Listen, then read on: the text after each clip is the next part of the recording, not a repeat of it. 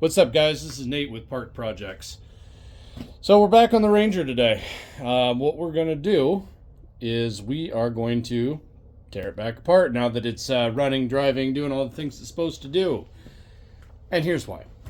I've got a few oil leaks I need to sort out. Oil pressure sender is leaking, and the intake manifold is leaking along the back wall. So apparently I didn't get a thick enough bead of silicone, or I didn't get it clean enough. I don't know. Whatever. We're going to pull it apart and find out. Plus, I want to prep and get ready for my distributor to go in.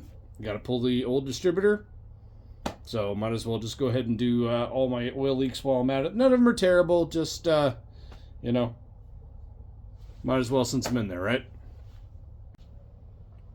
Okay, so if you're new here, or just a refresher, what we have is a 92 Ranger with a little 302 small block. I think it was 91 town car. It's nothing fancy. It's just a standard output 302. But it does have a few more horses than the original four-cylinder did in this thing.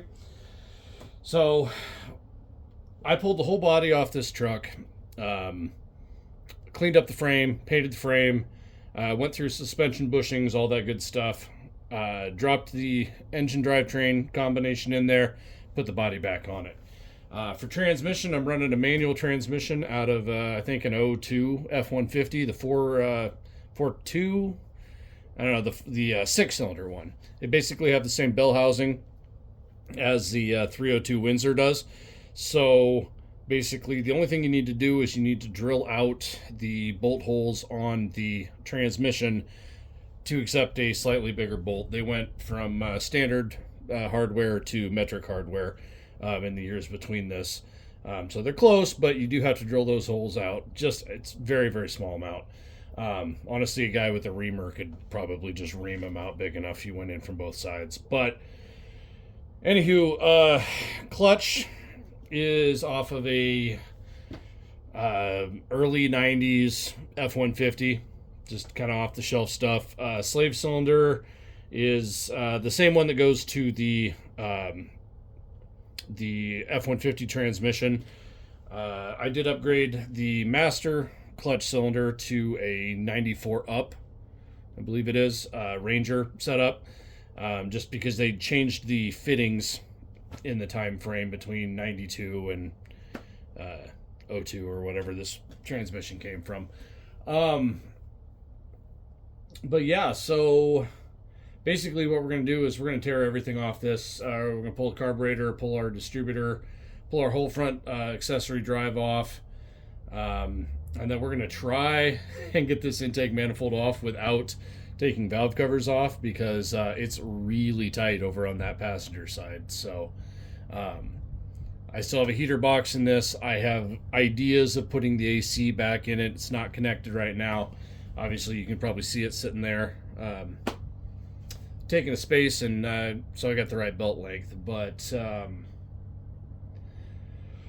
But yeah, so that's kind of where it is. I'm just going to go ahead and let this roll, and we'll probably do a little time lapse and see how much I can get done.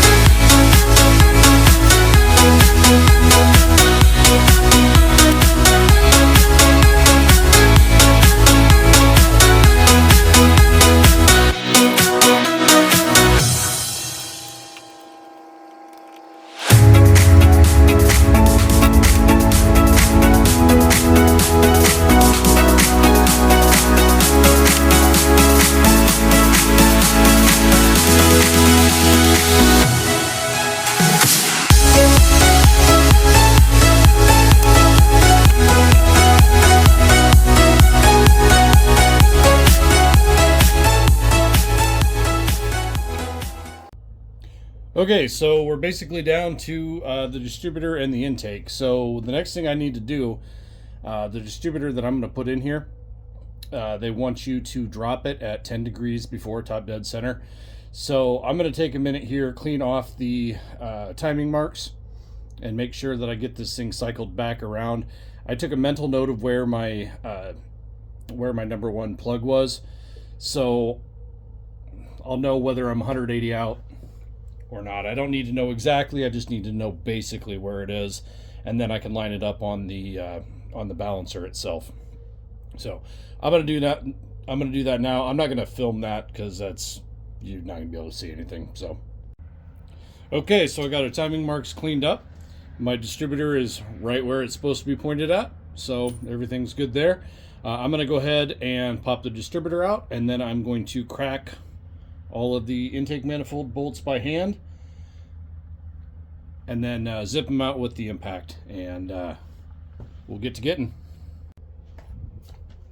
Okay, so we got those intake bolts cracked loose, distributors cracked loose, so I'm going to go ahead and yank that and then get this intake manifold off.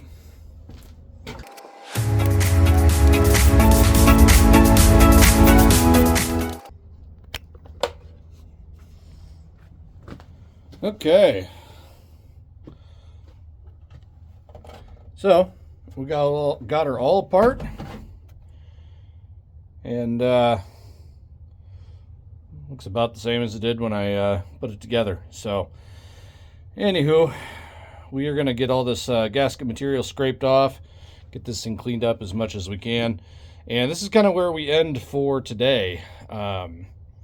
Intake manifold gaskets are much cheaper online. We've got those on order, so do the Edelbrock ones that block off our EGR parts.